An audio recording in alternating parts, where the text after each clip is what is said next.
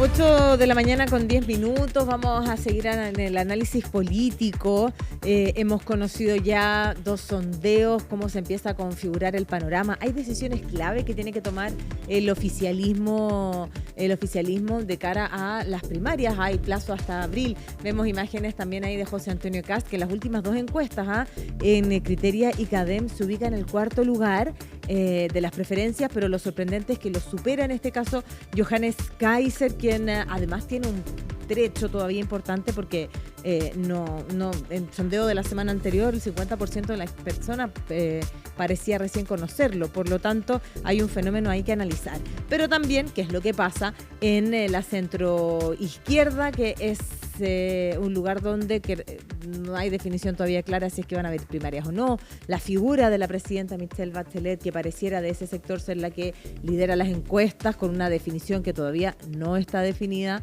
Bueno, tenemos para analizar eso y mucho más. Ya está en esta mesa de trabajo Jaime Mulet, él sí es precandidato presidencial, en este caso de la Federación Regionalista Verde Social. Gracias por acompañarnos, diputado.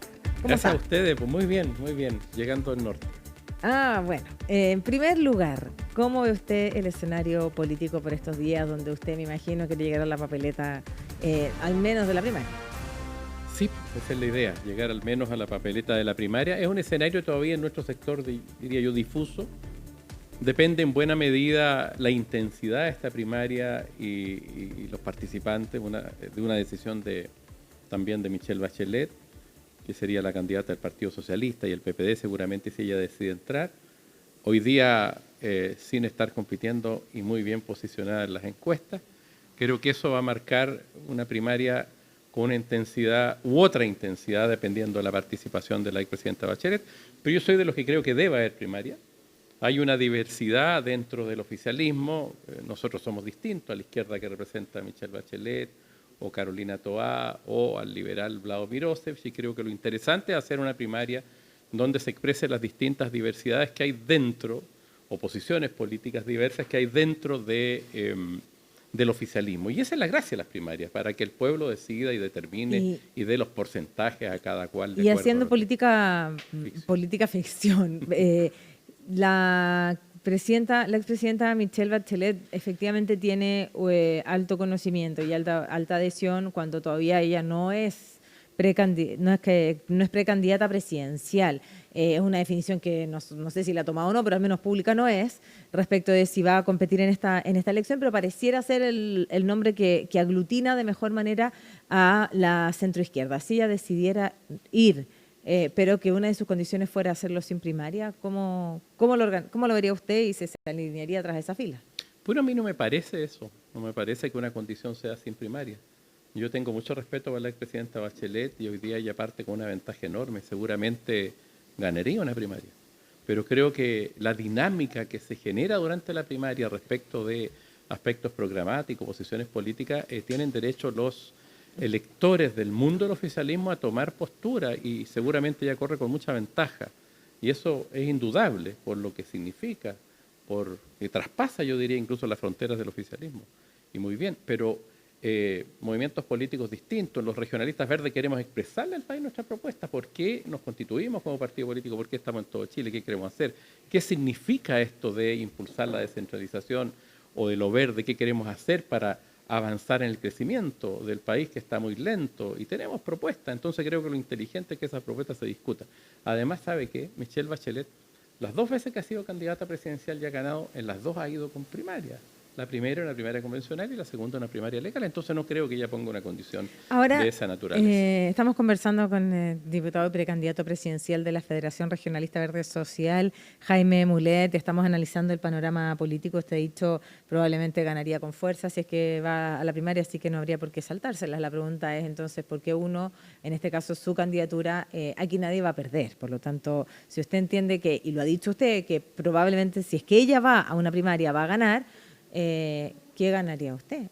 ¿Por qué finalmente va a una primaria? ¿Qué caudal quiere traer a su...? Claro, ¿qué caudal tiene mucho sentido, porque en el oficialismo hay una corriente, ¿cierto?, oposiciones políticas como la izquierda que representa a Michelle Bachelet, una izquierda de origen marxista, que tiene una posición política, que ha gobernado, que tiene historia, que tiene nivel de conocimiento, que tiene 2 gobiernos, y hay otras posiciones, como la nuestra, o la liberal.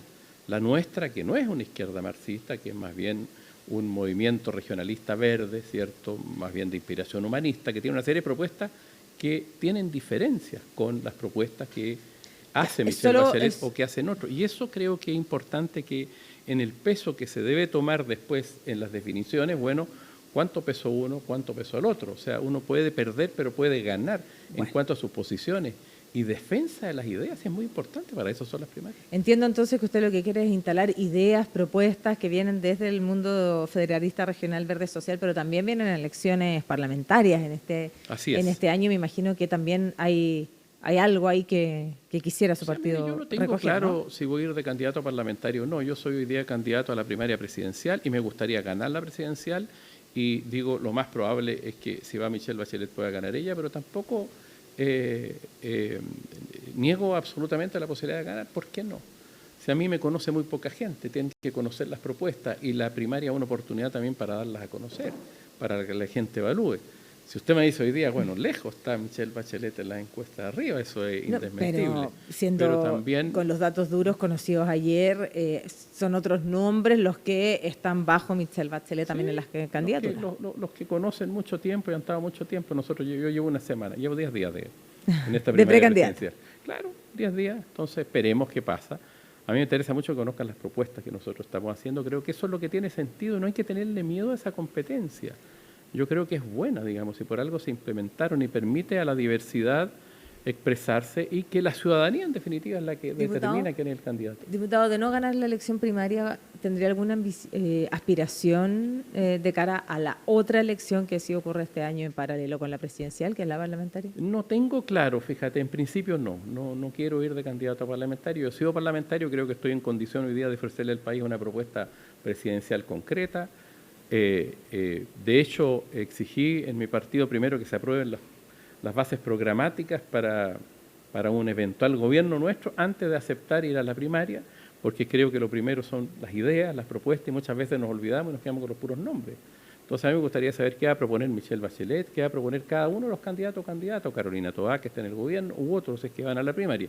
Yo tengo un conjunto de propuestas que me interesa mucho dar a conocer, porque creo que en el país hay problemas graves, creo que el país tiene que aumentar aceleradamente el crecimiento. Nosotros tenemos una propuesta para avivar, ¿cierto?, el crecimiento con mucha fuerza, para combatir la corrupción, ya, para enfrentar los problemas que tenemos de delincuencia, que son graves, la inmigración, en fin, hay que correr el cerco en muchas materias. Y yo creo que el gobierno ha hecho cosas buenas, pero también ha hecho cosas malas, de manera o que no se han hecho bien.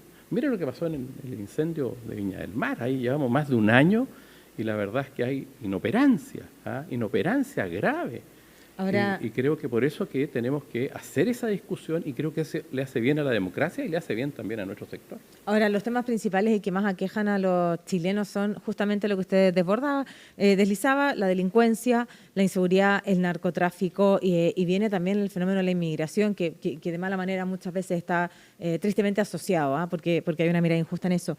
Cuando usted habla de correr el cerco, ¿a qué se refiere? ¿Hacia dónde hay que correr el cerco? Por ejemplo, militarizar la frontera. ¿Hacia dónde correría el cerco? Yo creo que la inmigración, estamos hoy día con 2 millones de inmigrantes aproximadamente dentro.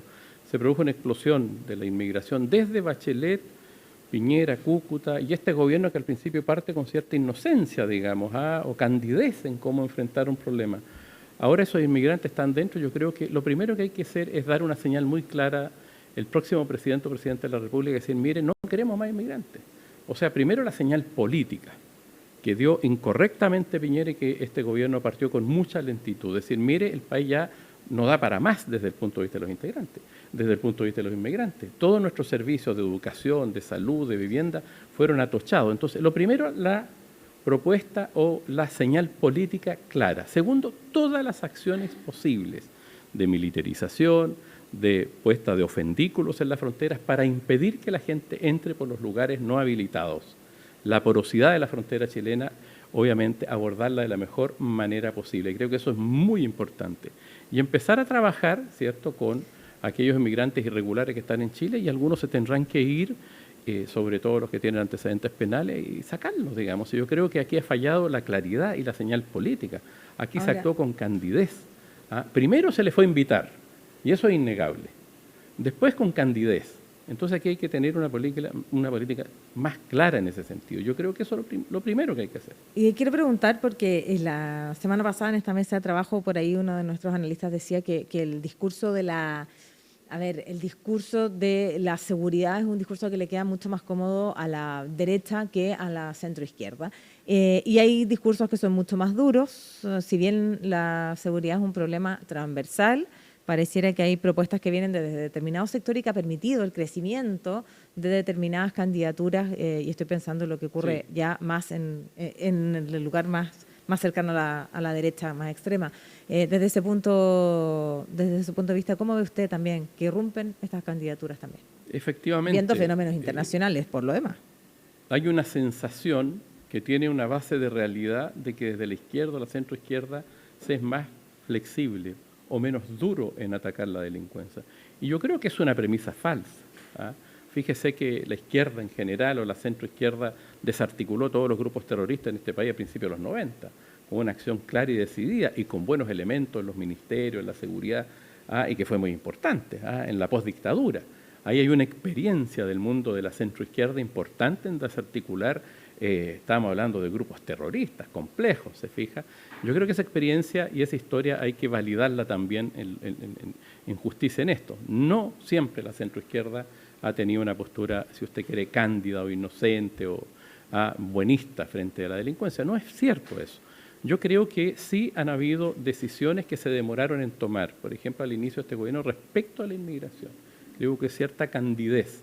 Hoy día no es lo mismo que hace 20 años atrás o hace 30 años atrás en ninguna parte del mundo. Mire lo que está pasando en Estados Unidos o en Europa. Entonces hay que correr el cerco. Los mismos elementos que estaban hace 10, hace 20, hace 30 años atrás para tomar este tipo de decisiones y decir, mire, no hay inmigración irregular, no hay inmigración ilícita, no. Acá el país tiene una frontera, la frontera tiene que respetarse, las personas tienen que entrar, obviamente, por los conductos regulares.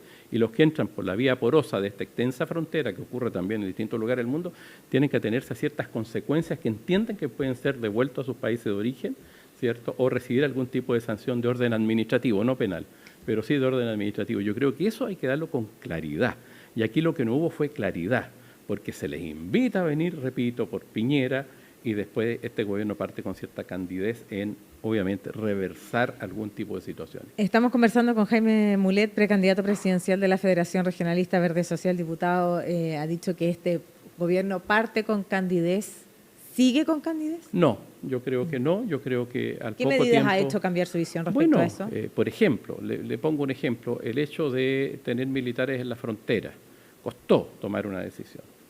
Hubo parte importante de los partidos de gobierno que todavía votan en contra. Incluso la militarización o las Fuerzas Armadas que están en la zona de la Araucanía, que ha tenido un efecto bastante importante, interesante, en la baja de actos de violencia, bien significativo, pero hay un sector que no la apoya. Y eso obviamente hay una mirada ahí distinta. Pasa lo mismo en la frontera norte. Yo creo que no, yo creo que la ministra del Interior ha ido en ese sentido tomando las medidas correctas.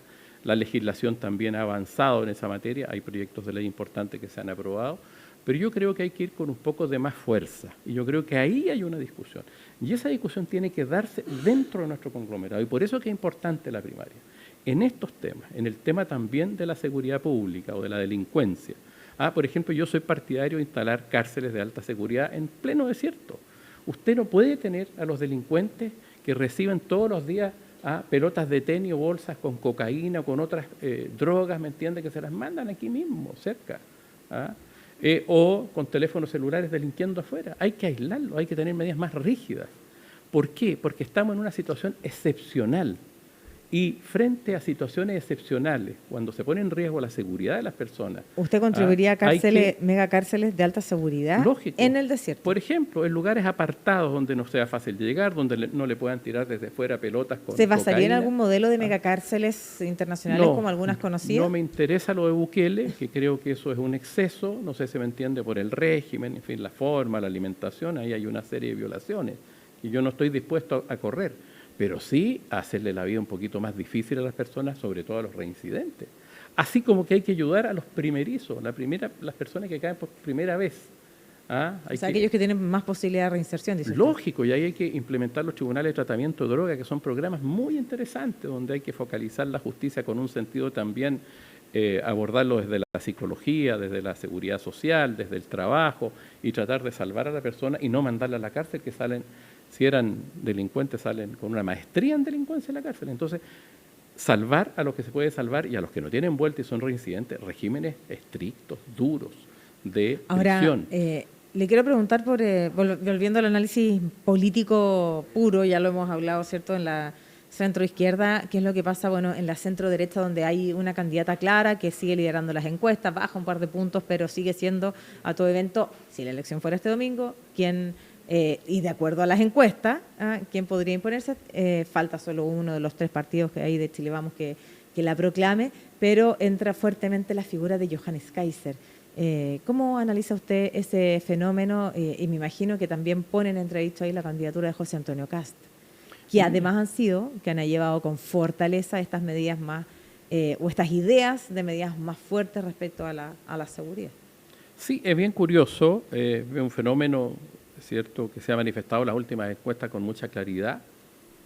A mí me llama profundamente la atención, la verdad, porque ya hay un candidato duro, cierto, de la derecha, como Kast, pero pasa por encima Kaiser, y significa que hay una disposición de parte importante de la derecha, y no sé si solo de la derecha, de parte de los chilenos y chilenas que están dispuestos y que adhieren a una candidatura de esa naturaleza, que tiene obviamente una trayectoria relativamente corta, con una serie de dichos bastante complejos dentro de su performance en el mundo de la política. Pero, bueno, estamos en democracia y la gente le ha dado un respaldo que, creo yo, está dividiendo a la derecha en 3 partes, ¿se fija? Y hoy día cada vez creciendo más. Me duele, obviamente, el punto de vista de país. Espero que desde la centroizquierda seamos capaces de enfrentar este proceso electoral con decisión, con claridad, y no terminar con un republicano o con un libertario o con un Trump o con un Milei en Chile. Ahora, espero que seamos lo suficientemente inteligentes y la ciudadanía recupere la confianza en nosotros para impedir eso, porque creo que eso es peor. Entendiendo que hay matices, que son propuestas distintas, que cada elección en su momento, y sin el ánimo de generalizar, cuando tuvimos una convención y una propuesta constitucional, claro, y otra, la gente dijo ni esto otro. Y uno tiende a pensar que esta imagen media difusa del centro hay que poblarla porque hay un ánimo de recuperar ese terreno. Sin embargo, en el escenario internacional nos muestra imágenes como, bueno, Trump, Milei, el mismo Bukele, que hay algo de ahí que llama la atención, de que no nos hemos hecho cargo, que finalmente surgen figuras como esta y con estas propuestas tan complejas. Yo creo que lo que ha pasado en los escenarios internacionales que usted señala no va a pasar en Chile. Si bien es cierto, hoy día aparecen en las encuestas, ¿cierto?, pero también aparece Michelle Bachelet sin ser candidata, con un buen posicionamiento. Nuestro sector tiene que hacer las definiciones en un proceso de primaria, espero, ¿cierto?, pero yo creo que nuestro país se pronunció especialmente en los 2 procesos que usted señala con mucha claridad.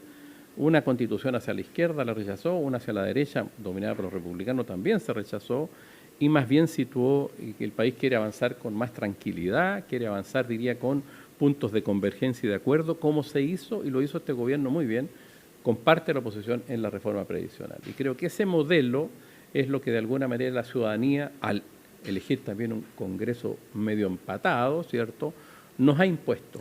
Y creo que va a buscar y van a aparecer los liderazgos en este proceso de primaria que satisfagan a una mayoría importante del país para ir a través de estos entendimientos donde se defienda la democracia, se defiendan los derechos humanos, pero se tomen medidas claras y sin temor en materia de seguridad, porque la gente obviamente quiere eso. O sea, quiere que se respeten los derechos humanos, pero quiere un país más seguro también. Y lo que ha pasado en otras latitudes es que como que se están flexibilizando los derechos humanos y eso obviamente es extremadamente grave. Democracia liberal con todos sus defectos, es el mejor sistema de gobierno. Frente a una dictadura no nos vamos a equivocar nunca. ¿cierto? Los derechos humanos, toda la doctrina de derechos humanos es muy importante, es un elemento civilizatorio importante, pero seguridad, o sea, acá no se pueden tolerar situaciones que de alguna manera se toleraron, por ejemplo, no que entre cualquiera, no puede entrar cualquiera, los delincuentes no pueden entrar al país. Diputado, le quiero agradecer, no me queda más tiempo. Gracias por acompañarnos esta mañana en CNN Chile Radio. Jaime Mulet, precandidato presidencial de la Federación Regionalista Verde Social, en el análisis político. Da para largo, pero tenemos todavía largos meses para seguir debatiendo en torno a cómo se empieza a configurar este escenario político y cómo va a mediar esta conversación, por cierto, en la crisis de seguridad. Que tenga un buen día. Muchas gracias.